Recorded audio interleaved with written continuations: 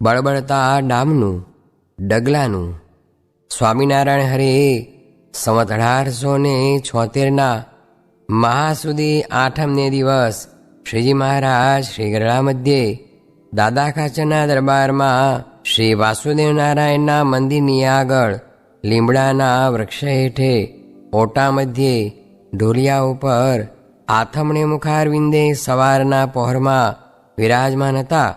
ને ધોળો ખેસ પહેર્યો હતો, ને ધોળી ચાદર ઓઢી હતી, ને માથે ધોળી પાગ બાંધી હતી, ને તે પાગને એક આંટે કરીને બોકાની વાળી હતી, ને તે પાગ ઉપર ધોળા પુષ્પનો હાર વિરાજમાન હતો. ને પોતાના મુખારવિંદની આગળ મુનિ તથા દેશ દેશના હરિભક્તની સભા ભરાઈને બેઠી હતી. પછી શ્રીજી મહારાજે પ્રશ્ન પૂછ્યો, જે ભગવાનને વિશે સ્નેહ હોય તેનું શું રૂપ છે? પછી બ્રહ્માનંદ સ્વામીએ સ્નેહનું રૂપ કરવા માંડ્યું, પણ સમાધાન ન થયું. પછી શ્રીજી મહારાજ બોલ્યા, જે તમને તો સ્નેહની દિશ જ જડી નહીં, અને તમે જે પિંડ બ્રહ્માંડથી નિસ્પૃહ રહેવું તેને સ્નેહ કયો, એ સ્નેહનું રૂપ નહીં, એ તો વૈરાગ્યનું રૂપ છે. અને સ્નેહ તો એનું નામ જે ભગવાનની મૂર્તિની અખંડ સ્મૃતિ રહે એનું નામ સ્નેહ કહીએ. અને જે ભક્તને પરિપૂર્ણ ભગવાનને વિશે સ્નેહ હોય તેને એક ભગવાન વિના બીજો સંકલ્પ જ ન થાય. અને જેટલો ભગવાન વિના બીજો ઘાટ થાય છે તેટલો તેના સ્નેહમાં ફેર છે. અને જેને પરિપૂર્ણ ભગવાનમાં સ્નેહ હોય અને તેને જો જાણે અજાણે ભગવાનની મૂર્તિ વિના બીજો કંઈક ઘાટ થાય, તો જેમ પંચામૃત ભોજન જમતો હોય તેમાં કોઈ કાંકરા તથા ધૂળનો ખોબો ભરીને નાખે ને જેવું વસમું લાગે, અથવા કપાળમાં બળબળતો ડામ દે ને તે જેવો વસમો લાગે તેવો ભગવાન વિના બીજો ઘાટ થાય તે વસમો લાગે. એવી રીતે જેને વર્તતું હોય તેને ભગવાનને વિશે પ્રીતિ છે એમ જાણવું. તે સર્વે પોતપોતાના હૃદયમાં તપાસી જુઓ, તો જેને જેવી પ્રીતિ હશે તેને તેવી જણાઈ આવશે. પછી બ્રહ્માનંદ સ્વામીએ પૂછ્યું છે, એવી દ્રઢ પ્રીતિ ભગવાનને વિશે થાય તેનું શું સાધન છે? પછી શ્રીજી મહારાજ બોલ્યા, જે સત્પુરુષનો જે પ્રસંગ એ જ ભગવાનને વિશે દ્રઢ પ્રીતિ થવાનું કારણ છે. ત્યારે સોમલો ખાચર બોલ્યા, જેવો પ્રસંગ તો અતિશય કરીએ છીએ, પણ એવી દ્રઢ પ્રીતિ કેમ થતી નથી? પછી શ્રીજી મહારાજ બોલ્યા, જે પ્રસંગ તો કરો છો, પણ અર્ધો અમારો પ્રસંગ કરો છો અને અર્ધો જગતનો પ્રસંગ કરો છો, તે માટે ભગવાનને વિશે દ્રઢ પ્રીતિ થતી નથી. પછી ગામ વસોના વિપ્ર વાલા ધ્રુવ તેણે પ્રશ્ન પૂછ્યું, જે હે મહારાજ, દેહ અને દેહના સંબંધીને વિશે અહમ મમત્વપણાના ઘાટ થાય છે તે કેમ ટળે? ત્યારે શ્રીજી મહારાજ બોલ્યા, જે એ તો એ જીવને વિપરીત ભાવના થઈ છે, જે પોતાને દેહથી પૃથક જે જીવાત્મા તે રૂપે નથી માનતો ને દેહ રૂપે માને છે. અને એ જીવાત્માને વિશે દેહ તો કેવી રીતે વળગ્યો છે? તો જેમ કોઈક પુરુષ હોય તેણે દરજીને ઘેર જઈને ડગલો સિવાડીને પહેર્યો, ત્યારે તે એમ માને છે દરજી તે મારો બાપ છે અને દરજણ તે મારી મા છે. એમ જે માને તે મૂર્ખ કહેવાય. તેમ આ જીવને આ દેહરૂપ જે ડગલો તે ક્યારેક તો બ્રાહ્મણ અને બ્રાહ્મણી થકી ઉત્પન્ન થાય છે, અને ક્યારેક તો નીચ જાતિમાંથી ઉત્પન્ન થાય છે, તથા 84 લાખ જાતિ થકી દેહ ઉત્પન્ન થાય છે. તે દેહને વિશે પોતાપણું માને અને તે દેહના મા બાપને પોતાના મા બાપ માને તે મૂર્ખ કહેવાય. અને તેને પશુ જેવો જાણવો અને 84 લાખ જાતમાં જે પોતાની મા બોન દીકરીઓ અને સ્ત્રીઓ છે તે પતિવ્રતાનો ધર્મ એકે પાળતી નથી. માટે જે એવા સગપણને સાચું માને છે તેને અહમ મમત્વના ઘાટ કેમ ટળશે? અને આવી રીતની સમજણ વિના જન્મભૂમિની જે દેશવાસના તે ટળવી ઘણી કઠણ છે. અને જ્યાં સુધી દેહને પોતાનું રૂપ માને છે ત્યાં સુધી એની સર્વે સમજણ વૃથા છે. અને જ્યાં સુધી વર્ણનું કે આશ્રમનું માન લઈને ફરે છે ત્યાં સુધી એને વિશે સાધુપણું આવતું નથી.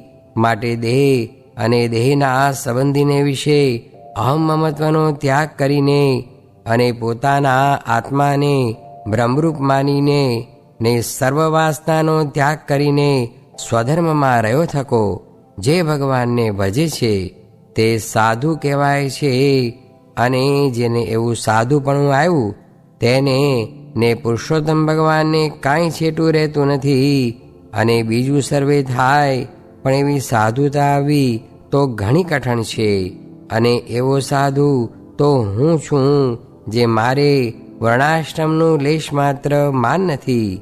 એવી રીતે શ્રીજી મહારાજ બોલ્યા તે તો પોતાના ભક્તને શિક્ષાને અર્થે છે એમ જાણવું અને પોતે તો સાક્ષાત પુરુષોત્તમ નારાયણ છે. ઇતિ વચનામૃતમ. એ રીતે ગરડા પ્રથમ પ્રકરણનું 44મું વચનામૃત જે તે થયું.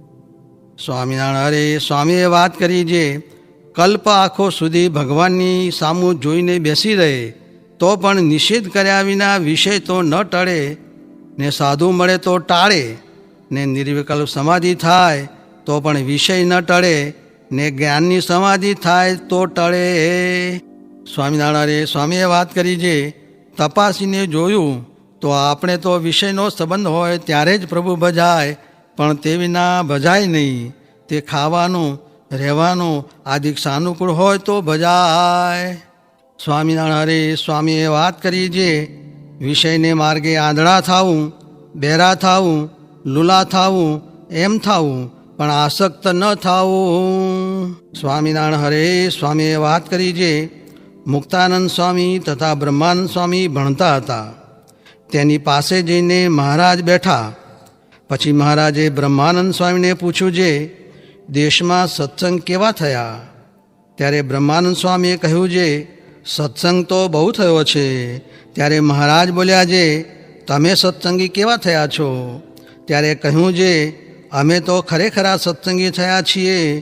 ત્યારે મહારાજ બોલ્યા જે તમે તો હજી ગુણ બુદ્ધિવાળા સત્સંગી થયા છો ને ખરેખરા સત્સંગી થયા હો તો કહો જે અમે ક્યાં હતા અને ક્યાંથી આવીએ છીએ? ત્યારે બ્રહ્માનંદ સ્વામીએ કહ્યું જે ના મહારાજ એવા સત્સંગી તો નથી થયા.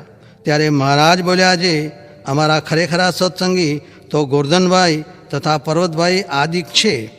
તે તો અમને ત્રણેય અવસ્થામાં નિરંતર દેખે છે. પછી મુક્તાનંદ સ્વામી બોલ્યા જે હે મહારાજ એવા સત્સંગી કેમ થવાય?